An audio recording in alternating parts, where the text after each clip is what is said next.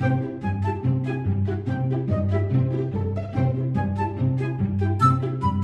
on, Dan, it wasn't that bad.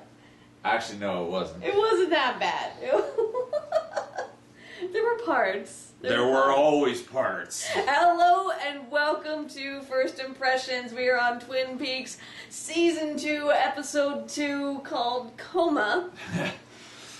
And for good reason, we have figured out that, we found out that What's-Her-Face has woken up from her coma. Yes, the second victim. The one that was victim. with Laura Palmer. I can't remember her name. Yeah, I'd given up trying to remember the names of characters in the show. I think her name is Renette. Okay. I think her name is Renette. Okay. And yeah, she's actually a fairly minor point in the episode. She's just basically there to confirm that long gray-haired creepy dude is, yes, probably someone of interest in this case. If you can call spazzing out, repeating the word train, confirming, then yeah, I suppose so. Yeah, well, they show her the picture of Leo, and she's like, eh. And then they show her the picture of, Bob. His name is Bob, I think. And they show her the picture of Bob, and suddenly she's like, oh my God! She starts convulsing. Yep. And I think that's a good enough indication. Oh yeah, that's usually, confirmed. Yeah, so it is funny seeing the difference between the amounts of weirdness between Season 1 and Season 2. Yeah. Season 1 was a lot more understated. Yeah, which actually was more effective. Before, it was just kind of like, yeah, here's some stuff. And I was like, no, hey, wait, hold on a second. That's weird. Come back. No, come back here. That is weird. Yeah. No, this season they're just like, this is weird! Ha ha! Yeah. We're like, okay, yeah, we get it. Calm down. Some of it, it's funny. It's like, it's a transition thing, because I can still see the understatedness of episode 1, or no, sorry, not episode 1, season 1. In there. But then you get scenes like the Meals on Wheels scene, which was hilarious to watch Dan react to it, because he was just... The girl goes in with this Meals on Wheels thing. She gives this bedridden old lady her meal and everything. The lady just looks at the plate, just like, I don't want cream corn. And there's a side of the plate with cream corn on it. And then she's like, there's no cream corn there. And there's the same shot, the cream corn's gone. I'm like, whoa, hang on. No, even before that, she walks into this old lady, and she's like, hi, I'm with Meals on Wheels, and blah, blah, blah. And then you look over, and there's this kid sitting in the corner in a tuxedo, just being like... This little kid with, spiked up blonde hair and a tuxedo. Does not look staring intensely, too.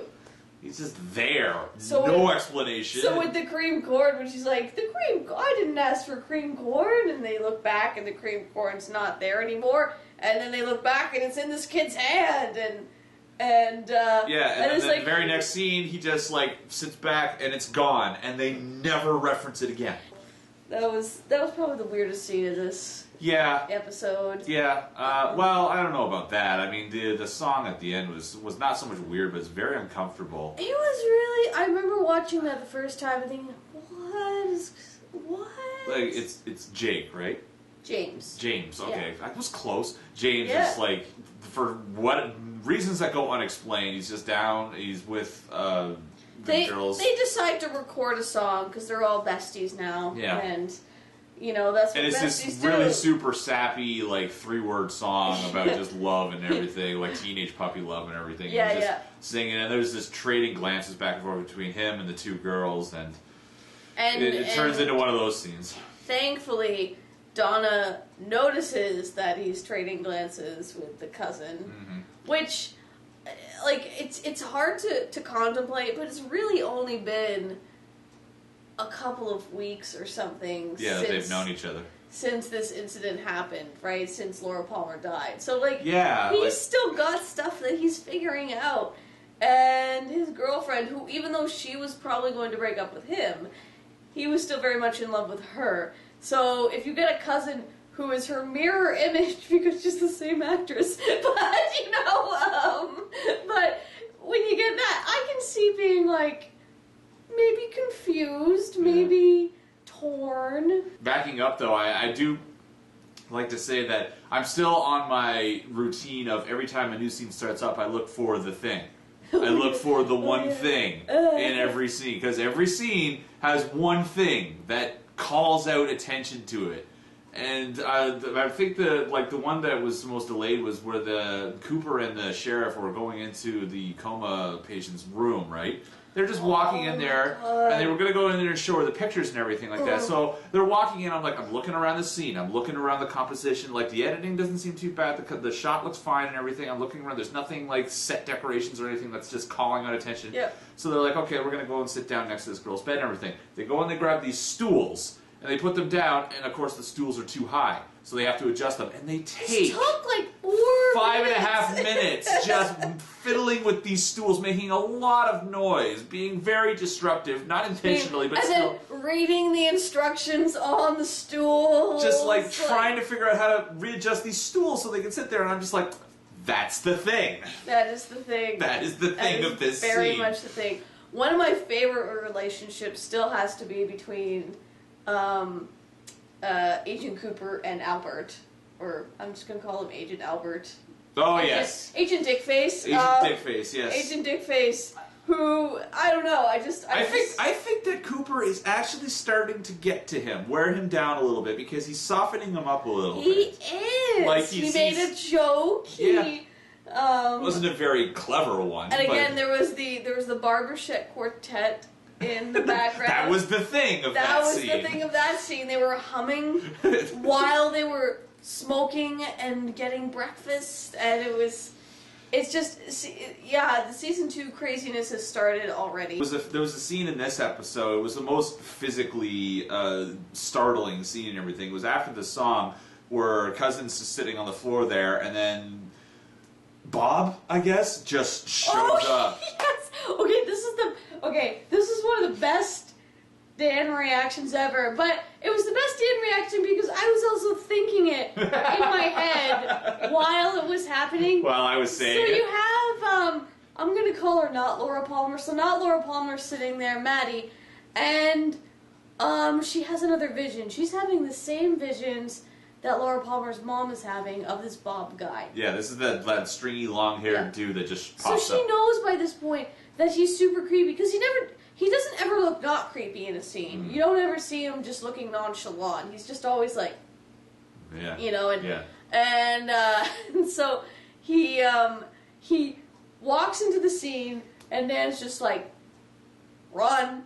And I'm thinking the same thing. Like, if this guy... No, it was how it was composed, because it was this wide shot and everything, and there's layers of furniture leading up to the end of the shot. He's way at the back of the house and everything. He comes center screen, and he starts coming towards the camera. He's menacingly climbing over layers of furniture, getting closer and closer to the frame, and I'm just like, as soon as he walked on the screen, I was like, okay, run. Because it cuts back to her, just sort of looking frightened. Yeah. And then I'm just saying, there's no, run. He climbs over one sofa. Run! He climbs over another sofa. Why aren't you running? He climbs over, his face is right up in the camera, and I'm like, why aren't you running, woman?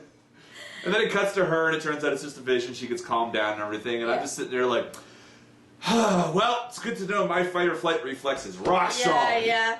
Well, it was a great scene, actually, because it was something out of a nightmare. Yeah, it was the most physically startling scene. And I've had nightmares like that where you feel like you can't move and something terrifying is just coming towards you. Very slowly, very methodically. Yeah. And that was a very disconcerting scene. And then, of course, we end on the final note, which is that Audrey... in all of her... Oh yeah, Audrey has finally got to the point where she realizes she's in over her head at One-Eyed Jack, so she finally calls Agent Cooper. And when he asks her where she is, of course because it's television, and because you need stupid tension for no reason, she's like, why aren't you here? And I'm like, just say One-Eyed Jacks. Yep. Just say One-Eyed Jacks. Yep. It's 3 words. Yep. They are super simple to say. You are on the phone with a federal agent who actually has a little bit of feelings for you. He is probably the most willing to come to your rescue. You just need to tell him where you are. Just tell him the 3 monosyllabic words that take almost no time to say, and yet and of course... And she spends 4 sentences trying just, blubbering or whatever, and then she gets caught, and the phone gets cut off, and now she's in trouble, and that's it. And that's it. So, we're going to leave it at that. But, how are you feeling, Dan? Well, you got me back interested in figuring out the mystery for starters, although the second season seems to be veering in a lot of sort of not really like going towards a conclusion. It's sort of just meandering around a little bit, and we're getting there. Yeah. It feels like we get maybe 1 or 2 clues per episode, as opposed to, the first season where the bulk of every scene was moving us closer and closer towards solving this mystery. Right. But now we've just got a lot of relationships to deal with and a lot of back and forth and a lot of cross things going on. So I'm interested in weeding my way through that. I'm always curious, like I said, every single scene I'm looking for that one thing. Oh yeah, there was one other thing before we go. So Bobby's father, the military guy, got these.